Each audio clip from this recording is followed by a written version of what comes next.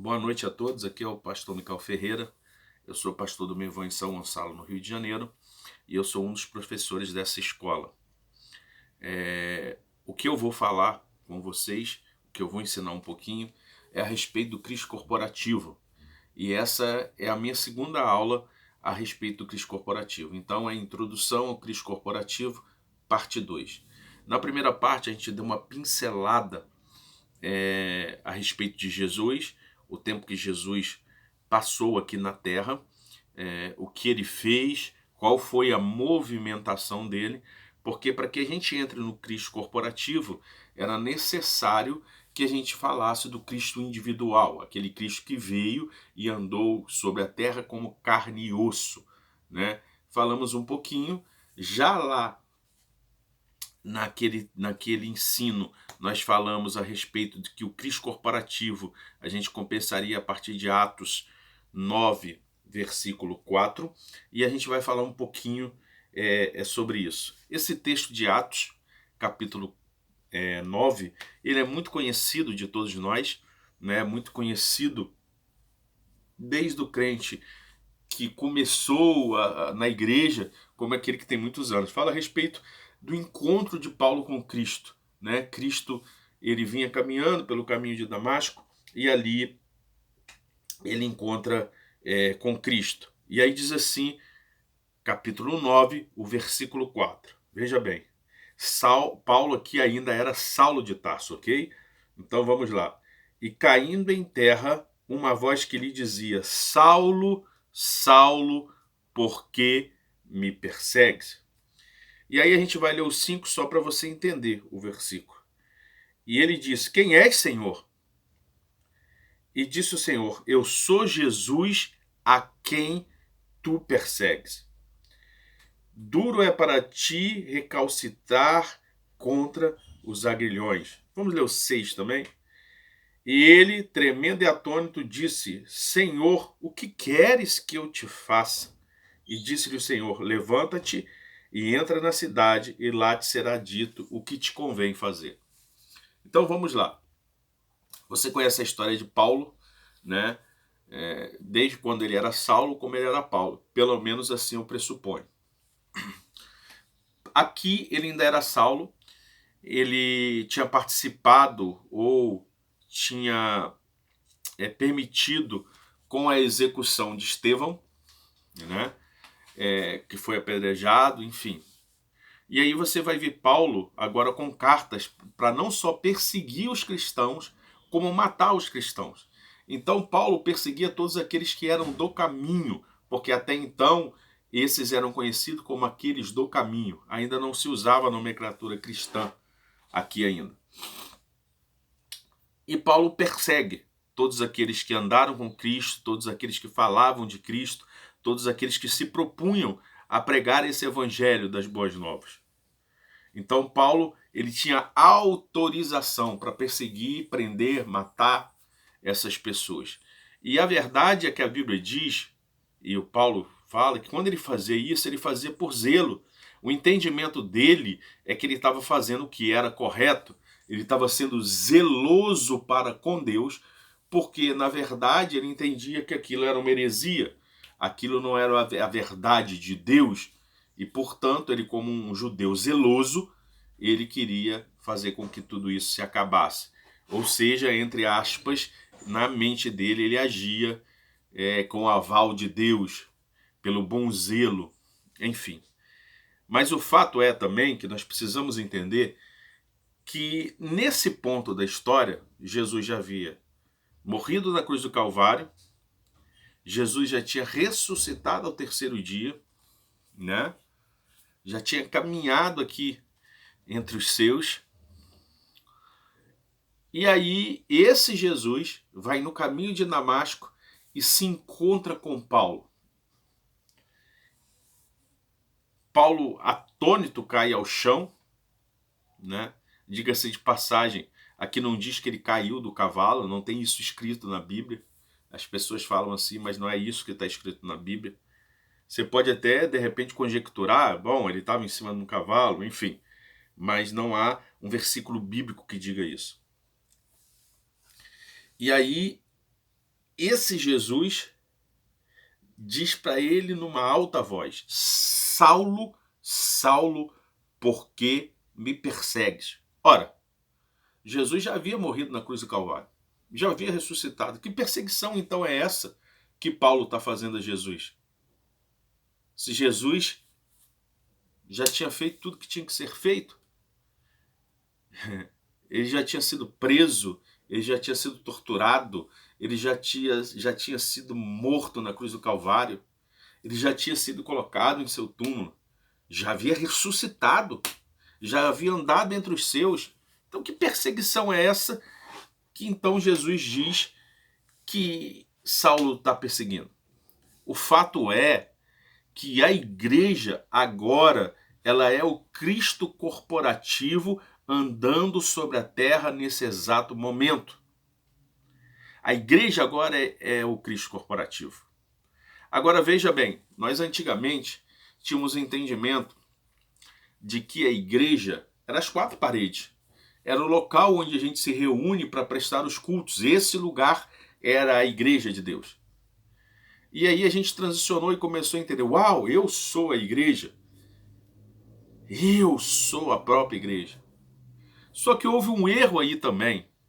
Porque de fato a igreja não são essas quatro paredes.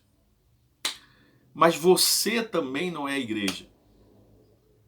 A igreja é plural. Nós somos a igreja. Não é eu sou a igreja. Eu sozinho não sou igreja. Eu sou igreja quando eu tenho um grupo de irmãos juntos que também são igreja. A igreja é a junção de todos esses irmãos. Então a igreja é plural. Ela não é singular. Só é igreja se tiver vários irmãos. E aí eu não estou falando de congregar, pessoas simplesmente congregando. Por quê? Porque nós somos membros de um corpo. O corpo é um só, mas são vários membros. Eu sou um membro, você é um membro, o outro irmão é um membro. E não são membros iguais. A gente luta para ser igualzinho. Mas o fato é que Deus não nos chamou para ser igual. Porque um precisa ser pé, o outro precisa ser mão, o outro precisa ser boca, o outro precisa ser orelha, o outro precisa ser olho. Se formos todo mundo pé, nós não temos um corpo. Então Deus nos chamou para ser exatamente diferente. Porque o pé junto com a mão, junto com a boca, junto com o braço, é que vão formar um corpo. Então é nessa junção de todos nós que formamos um corpo. Então é um corpo só, com muitos membros. Essa é a igreja. Ela é o corpo de Cristo, do qual Cristo é o cabeça, ou seja, aquele que governa a igreja. E, portanto, essa junção de vários homens e mulheres que formam a igreja, elas formam o corpo de Cristo, que é o Cristo corporativo que continua andando sobre a terra. Em um tempo, esse Cristo, ele veio num corpo chamado Jesus. Você sabe a história? O Espírito Santo veio sobre Maria, ela ficou grávida do Espírito, e ele nasceu de Maria como um homem com corpo. Então esse Cristo habitava nesse corpo, que era chamado Jesus, que caminhou, que fez milagres, que fez maravilhas, que viu pessoas se renderem, mas que também foi perseguido, que também foi incompreendido, que também foi rejeitado. Mas ele, quando ele morre na cruz do Calvário, com a carne humana, porque era necessário que, assim como em Adão, o pecado entrou pela carne, agora pela carne em Jesus, o segundo Adão, nós fôssemos livres, totalmente livres, libertos de todo pecado, para que fosse restaurado a nossa comunhão com Deus. Então ele morreu em carne. E esse Cristo era o Cristo, Jesus, que andou na terra entre os seus. Muitos homens puderam vê-lo, sentir seu cheiro, tocar nele, e ele andava sobre a terra, em carne. Agora, Cristo continua andando sobre a terra, só que agora como um Cristo corporativo, através da sua igreja. A igreja é o corpo de Cristo e ele continua andando sobre a terra, fazendo milagres, curando pessoas, libertando pessoas através da sua igreja. Ele não parou de andar sobre a terra, ele continua andando. E nós precisamos ter esse exato conhecimento para que a gente usufrua de tudo aquilo que Cristo é e tudo aquilo que Cristo tem. Portanto, por isso, Jesus fala para Paulo, que até então era Saulo: Saulo, Saulo, por que me persegues? Porque Saulo perseguia todos aqueles que confessavam a fé em Cristo Jesus. Todos aqueles que pregavam esse evangelho genuíno, o evangelho do reino. Todos aqueles que criam na morte e ressurreição do Senhor e que o Senhor era o Messias, aquele que traria salvação.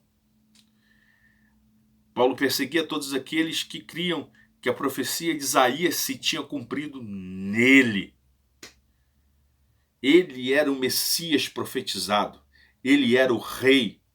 Ainda que Israel não tivesse entendido, ele era o rei, de qual nós também, gentios, fomos agora enxertados nele. Paulo perseguia esses homens, pensando que tinham zelo pelas Escrituras, acreditando que aquilo era uma heresia. Então ele matava, então ele batia, então ele prendia, enfim. E aí, na infinita misericórdia desse Deus Todo-Poderoso, esse mesmo Paulo que até então era Saulo, um perseguidor, um homem que matava, que perseguia a igreja. Esse homem é transicionado para agora sofrer por amor a Deus. Mas primeiro há um encontro. E no caminho de Damasco, uma voz poderosa, a voz de Jesus, de Cristo, vem e diz: Paulo, Saulo, Saulo, por que me persegues? Porque aquele que persegue a igreja de Cristo, aquele que persegue aqueles que creem nele, na verdade persegue ao próprio Cristo. Porque a igreja é o Cristo corporativo. Então ele nunca deixou de perseguir Cristo. Ele perseguiu o próprio Cristo. Porque a igreja personificava Cristo.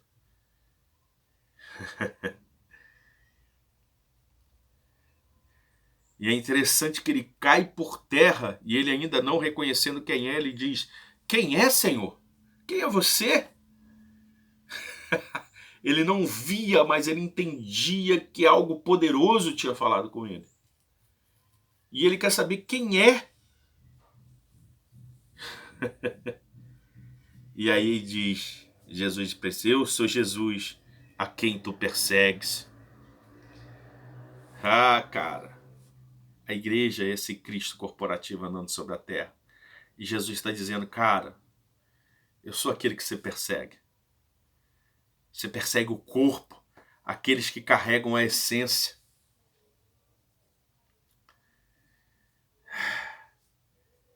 Duro é para ti recalcitrar contra os aguilhões.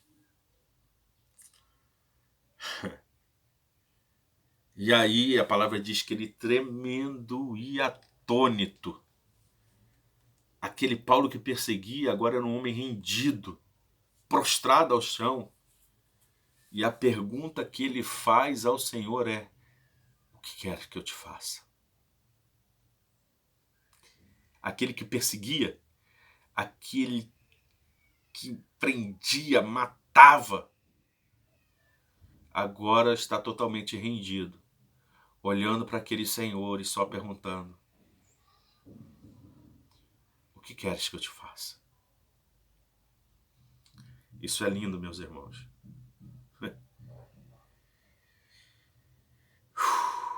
E o Senhor responde, sabe? O Senhor responde a esse Paulo. E ele diz assim: cara, levanta-te. Levanta desse chão. E entra na cidade. E lá te será dito o que te convém fazer. Deus já havia preparado tudo a Paulo. Você conhece essa história? Paulo, a partir dali, ele não consegue ver mais ninguém, ele tem que ser guiado pela mão até a cidade, aonde Jesus falou que ele tinha que entrar e que lá ia ser dito o que fazer. Você conhece essa história? Você sabe que ele ficou 3 dias sem comer e também sem ver. Ele não só não comeu, ele também não bebeu. Ou seja, ele estava em jejum, aguardando aquilo que ia ser orientado. Os seus olhos ainda não podiam ver. É como se tivesse escamas. Porque a visão que ele tinha era uma visão errada do Evangelho e de quem era Cristo. E essa visão, ela tinha que ser fechada, aniquilada, para que uma nova visão, a visão correta agora, viesse. E aí você conhece a história. Jesus pede a Ananias que vá falar com Paulo. Ananias fica receoso, porque afinal de contas era um matador de cristão, alguém que perseguia o cristão. Como assim? Agora Deus queria falar com Paulo, Jesus queria falar com Paulo, Jesus queria dar orientações a Paulo, Jesus queria tirar a cegueira de Paulo. Que bom que ele estava cego, assim, não podia ver ninguém, não podia perseguir, ele não podia prender, não podia matar ninguém. Como assim? Agora Jesus queria dar orientações a Paulo e queria fazer com que ele voltasse a enxergar. Mas Ananias, ele era um cara obediente, e ele obedece ao Senhor, ele vai ao local onde o Senhor enviou, e você conhece a história.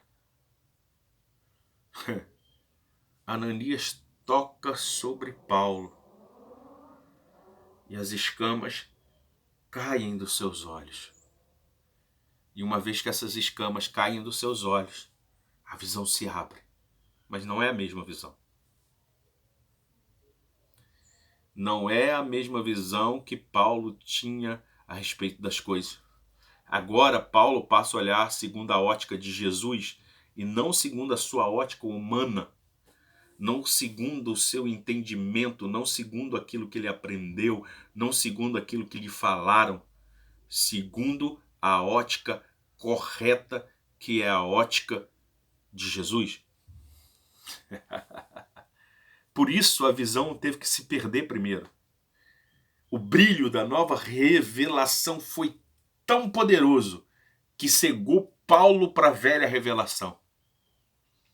O brilho da revelação correta desse Cristo foi tão intenso que a revelação equivocada foi escurecida, ofuscada na mesma hora. E agora seus olhos se abrem. Agora já na nova visão. Agora já no novo entendimento. Agora já repleto do Cristo nele.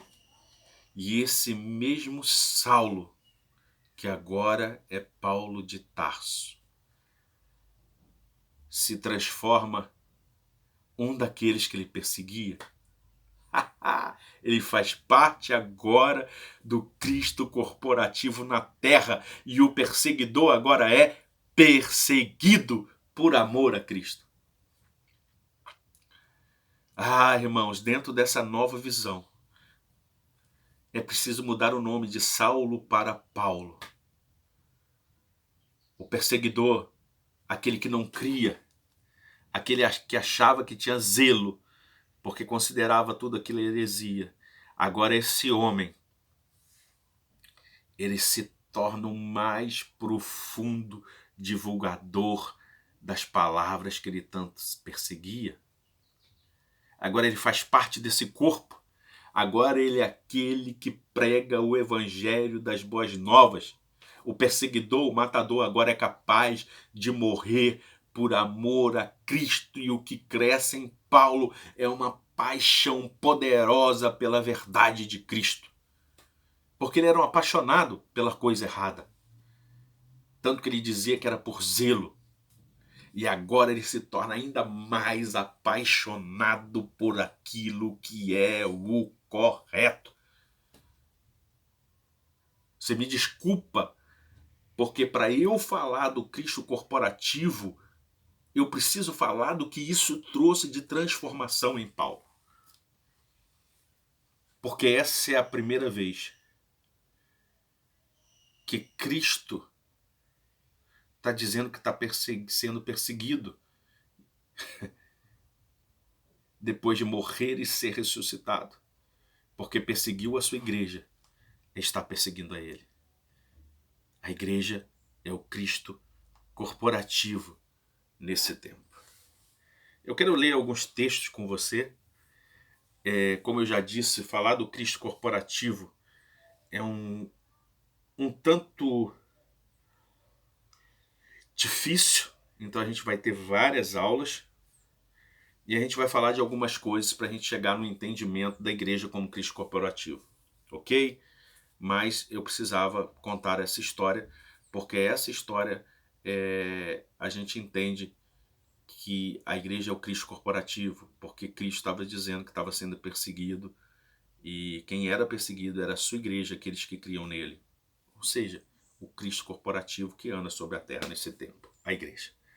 Vamos lá? 1 Coríntios 11, 28 a 30. 1 Coríntios 11, 28 a 30 diz assim. Está falando a respeito da ceia. Talvez você olhe assim, mas o que tem a ver a ceia? Você já vai entender por quê. Examine-se, pois, o homem a si mesmo, e assim coma desse pão e beba desse cálice. Porque o que come indignamente, come e bebe para sua própria condenação, não discernindo o corpo do Senhor. Por causa disso, há entre vós muitos fracos e doentes, e muitos que dormem. Né? Aqui está falando a respeito da ceia, está falando de homens que não esperavam, na hora da ceia, os outros para comerem, se saciavam e quando os outros chegavam não tinham o que comer. A ceia naquele tempo, ela tinha os ingredientes principais, como agora o pão e o vinho, mas você comia outras coisas, mas não é nisso que eu quero entrar. E fala que não discerniam o corpo de Cristo, porque examine-se a si mesmo e coma, é enfático. Agora você precisa discernir que é o corpo de Cristo, certo? Agora entenda, por que eu estou lendo esse versículo? Porque esse versículo é a primeira vez que Paulo vai usar a expressão corpo de Cristo, ok? A gente tem que sempre olhar em tudo aquilo que a gente estuda, aonde tem a primeira menção, para você ter o pleno entendimento do que se trata. Então a primeira menção de Paulo a respeito do corpo de Cristo é nesse momento da ceia, ok? Agora a gente vai ler Efésios 3, do 1 ao 6. Efésios 3, do 1 ao 6. Vamos lá? Segue comigo aí.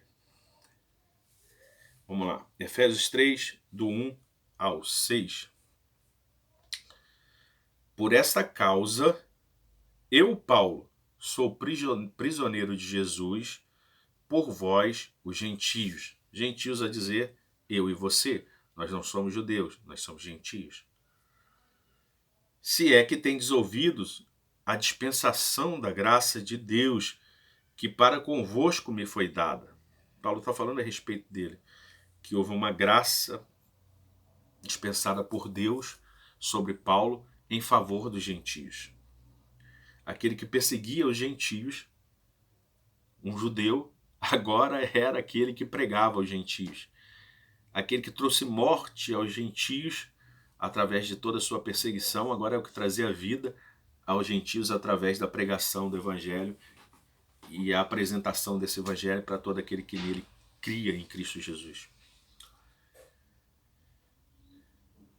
Como me foi esse mistério manifestado pela revelação, como antes um pouco vos escrevi. Esse mistério ele foi dado a Paulo por revelação. Eu acho isso lindo, porque Paulo até quando apresenta a ceia, fala assim como me foi dado pelo Senhor, assim assim como foi aprendido para o Senhor, assim, né, assim eu passo para vocês. Então, assim, não diz que ele aprendeu com Paulo, com Pedro, com João, não, ele aprendeu do próprio Cristo, esse já ressurreto. E agora ele está dizendo de novo que esse mistério foi dado a ele.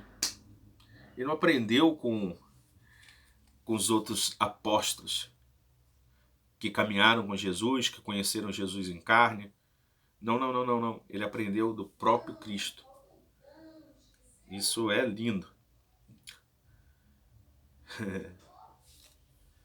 E aí ele continua dizendo assim, foi manifestado pela revelação a ele, a revelação do próprio Cristo. Por isso, quando ledes, podeis perceber a minha compreensão do mistério de Cristo. Então, assim, a partir de agora, todo aquele que lia as Escrituras, que lia o Novo Testamento, aquilo que Paulo estava escrevendo, eles podiam ter certeza da compreensão do mistério de Cristo que Paulo tinha, o qual noutros séculos não foi manifestado aos filhos dos homens. Ora, a palavra diz que reis e sacerdotes dariam tudo, absolutamente tudo, para receber a revelação que eu e você temos agora. O problema é que a gente resolve não aprender. O problema é que a gente resolve não mergulhar nessas coisas. O problema é que a gente às vezes é tardio em aprender. É preguiçoso, essa é a verdade.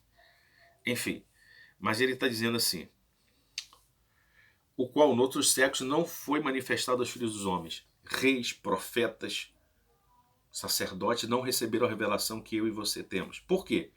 Porque naquele tempo o Espírito Santo não vinha sobre todos. Ele vinha sobre homens específicos.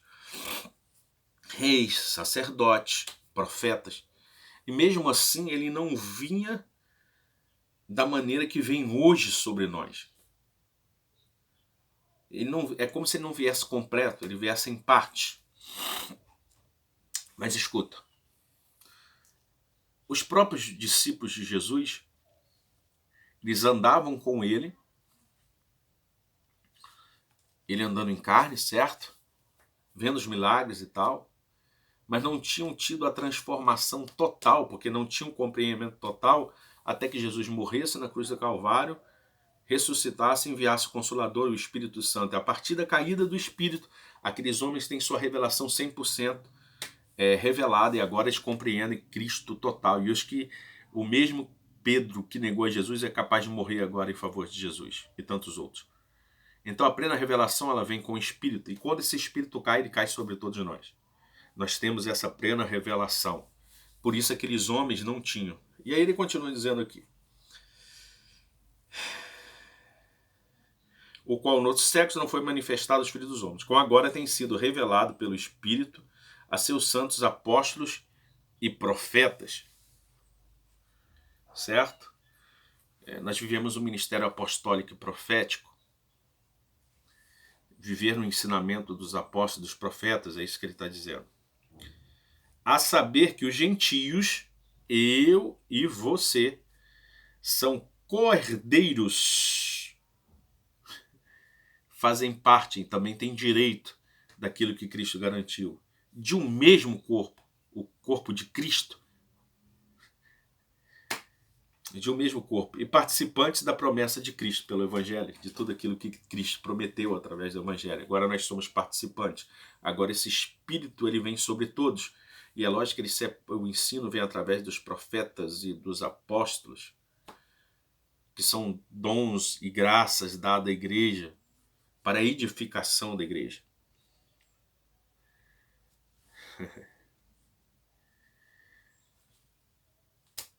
E aí eu volto no versículo 1. Eu, Paulo, sou prisioneiro de Jesus Cristo. Agora ele faz parte. Agora ele está preso a esse Cristo, a esse corpo.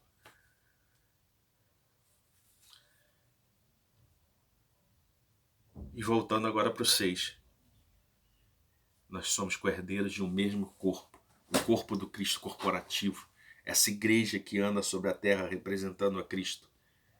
Participantes das promessas que já se fizeram em Cristo. Nós somos o corpo de Cristo que caminha sobre a terra nesse tempo. Vamos ler mais um versículo. A gente não vai acabar hoje ainda essa aula. E isso é uma introdução só. Essa introdução vai demorar várias aulas, ok?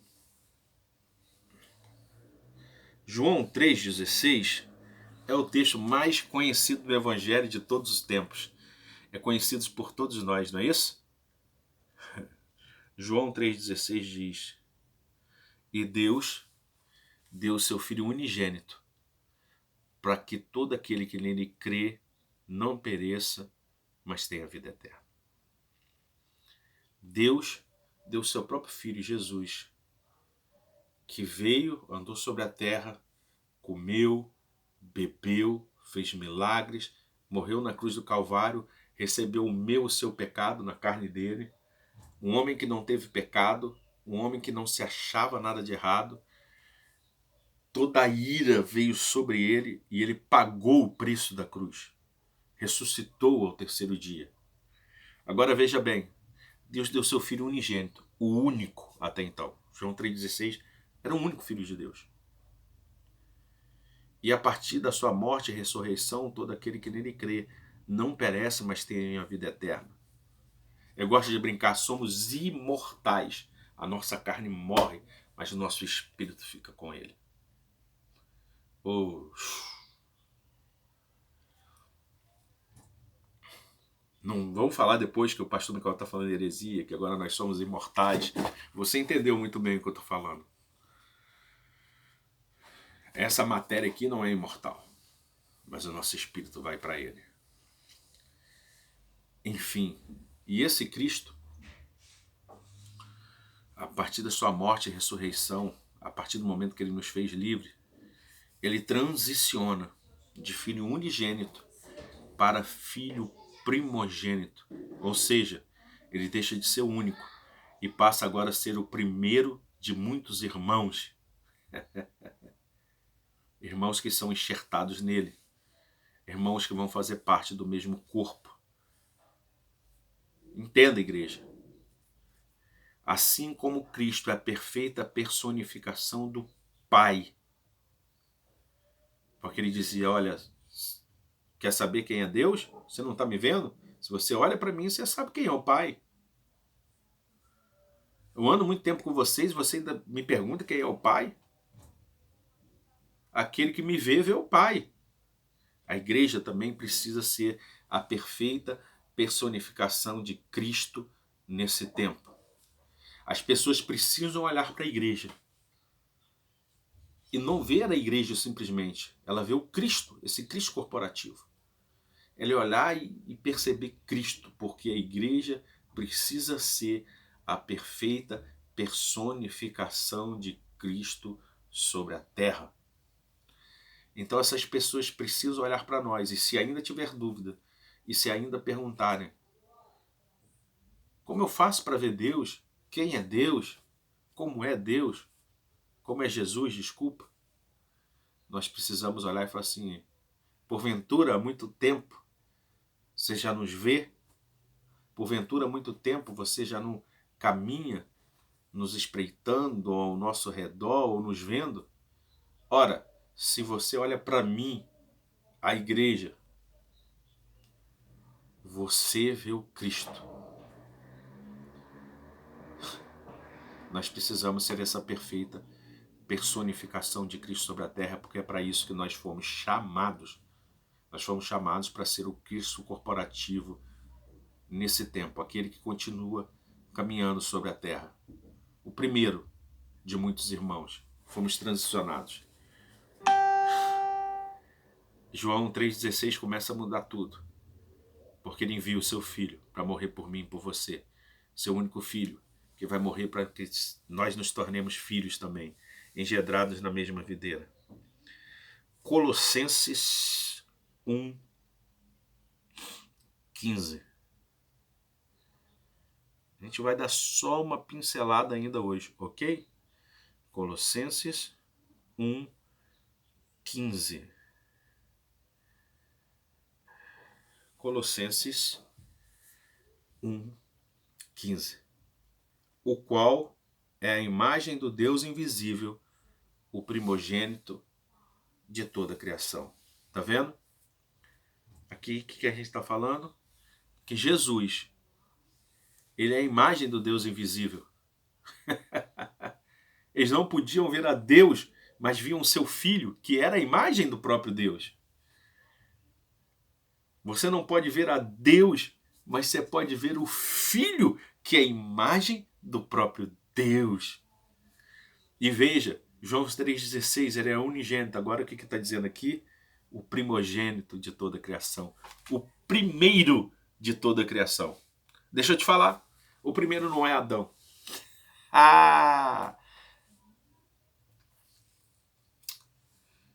Porque esse Cristo que morreu na cruz do Calvário e foi imolado antes da fundação do mundo, também é o Cristo que já estava lá antes de Adão. A Bíblia não começa em Gênesis 1. A Bíblia começa em João 1:1. E o verbo se fez carne. Vai dizer que ele estava lá antes da fundação do mundo, cara. Ele é o primeiro de muitos irmãos. E quando ele morre, se você que também quiser olhar por essa perseguição, quando ele morre por meus e seus pecados, quando naquela cruz é derramado o seu sangue, quando ele diz que está consumado, ele é o primeiro de irmãos e irmãs, de milhares e milhares de irmãos de toda tribo, raça e nação. A partir dali. E a cruz é temporal. Ela vai para frente e ela vai para trás. Ela pega todo o espaço de tempo. Oh, esse Cristo é lindo. Ele é a imagem do Deus invisível. Ele é o caminho, a verdade e a vida. Ninguém vai ao Pai a não ser por Ele. Ele ora para que nós sejamos um, como Ele é um com o Pai. Eu não posso ser um com Deus, mas eu posso ser um com Cristo, que é um com o Pai. Uou! E aí alcança a plenitude. Uau! E assim como Ele é a imagem do Deus invisível, a igreja precisa ser essa imagem de Jesus aqui na Terra. O Cristo corporativo. Vamos tentar caminhar um pouquinho mais. João 1:3.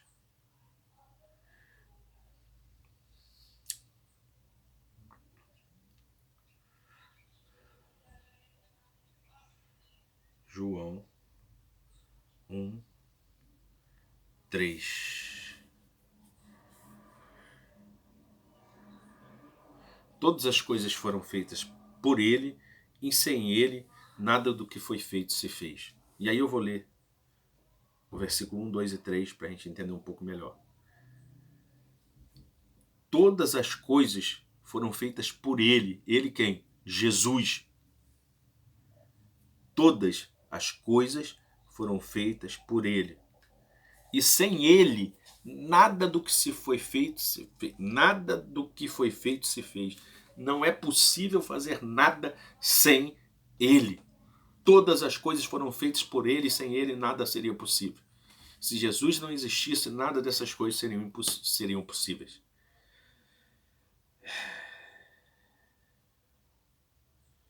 Sabe, se eu ler o versículo 4 e o 5, você vai ver que nele estava a vida, e a vida era a luz dos homens. A vida estava contida nele, e essa vida era a vida dos homens.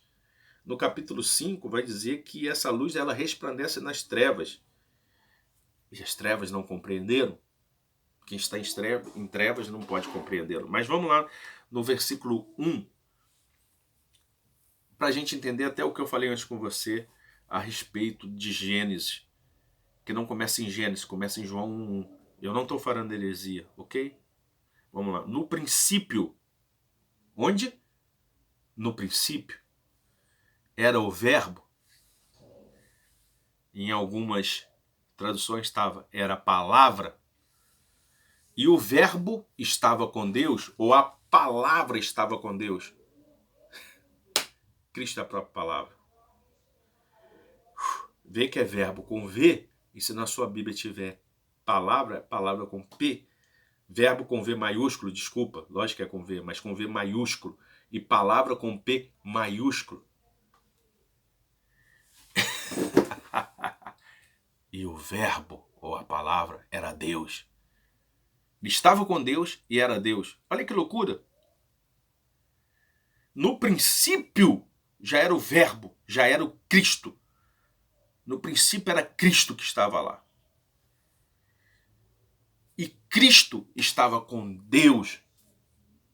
E Cristo também era Deus. E o verbo era Deus, porque o Pai e o Filho se tornam um só. No princípio, Cristo estava lá. No princípio, Cristo estava com Deus. E Cristo é um com Deus. E aí, para você entender melhor, ele diz no versículo 2: E ele estava no princípio com Deus, no início de todas as coisas. Ele, esse Cristo, já estava lá com Deus. E por ele foram feitas todas as coisas. João 8:58. A gente vai ler. A gente vai dar uma pincelada hoje. Esse é um assunto que a gente vai ter que falar aí muitas vezes ainda. João, capítulo 8, versículo 58. João 8:58.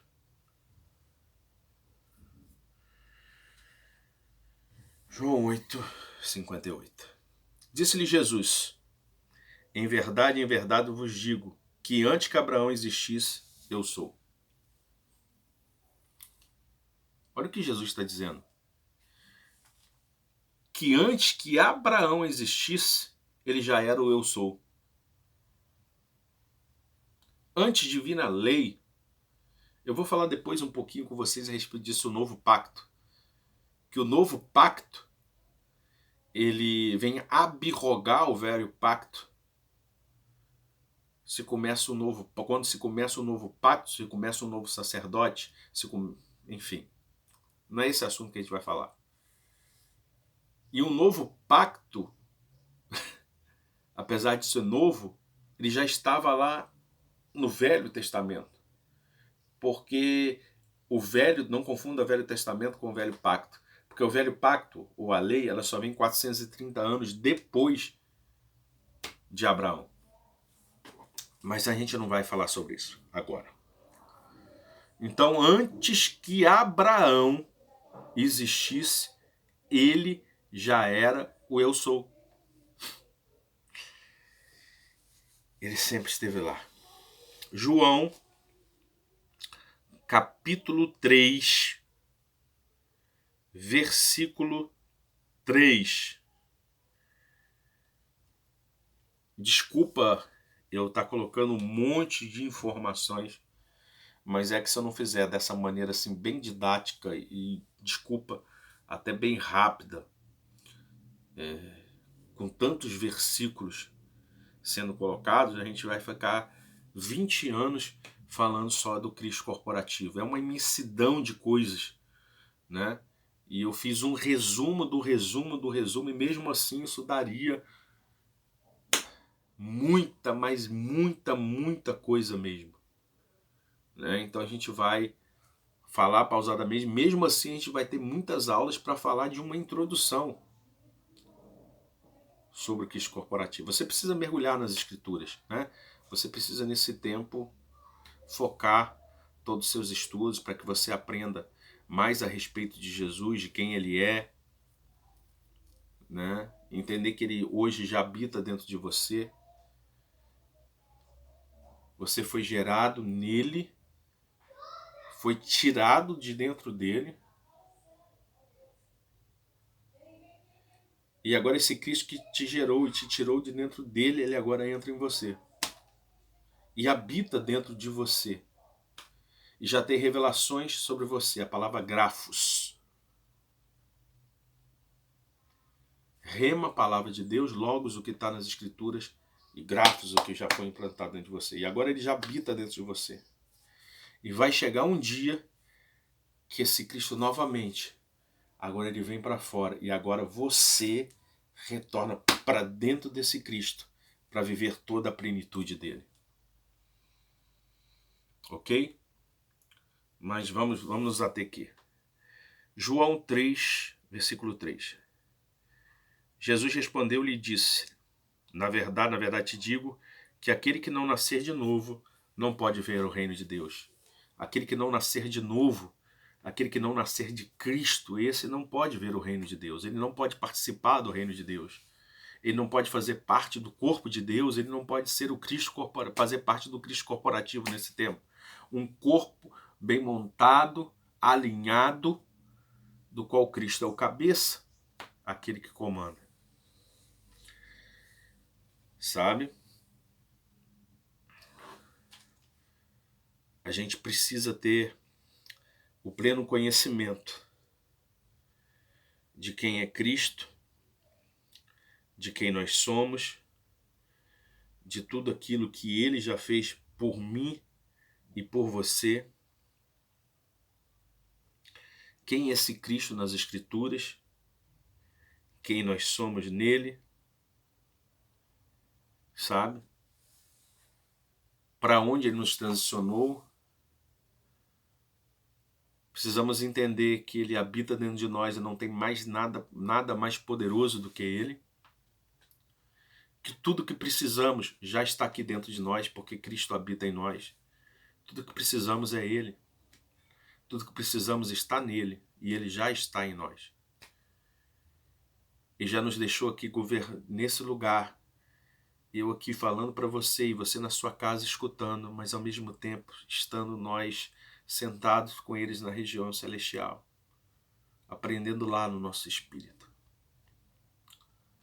E eu quero terminar com um versículo e a gente volta numa próxima aula para a gente explicar melhor todas as coisas. E talvez a gente faça um dia só para tirar dúvidas, enfim. 2 Coríntios 5,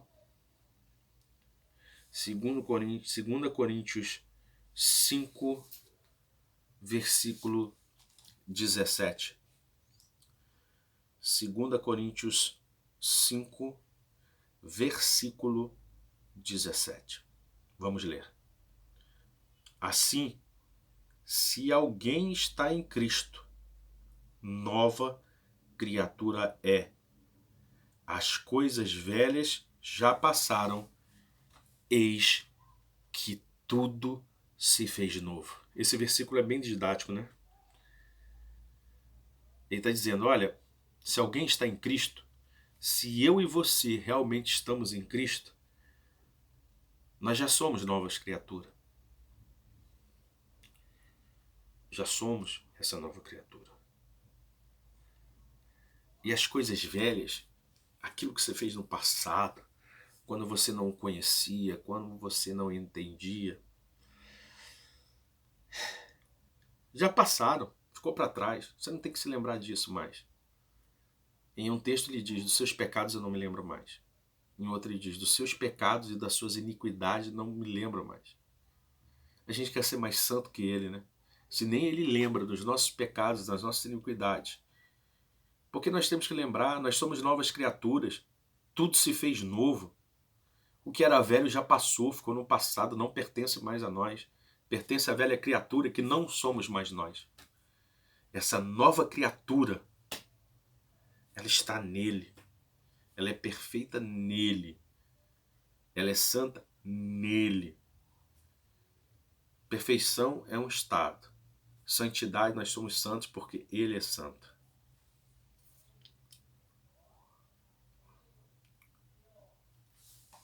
Tudo foi feito novo.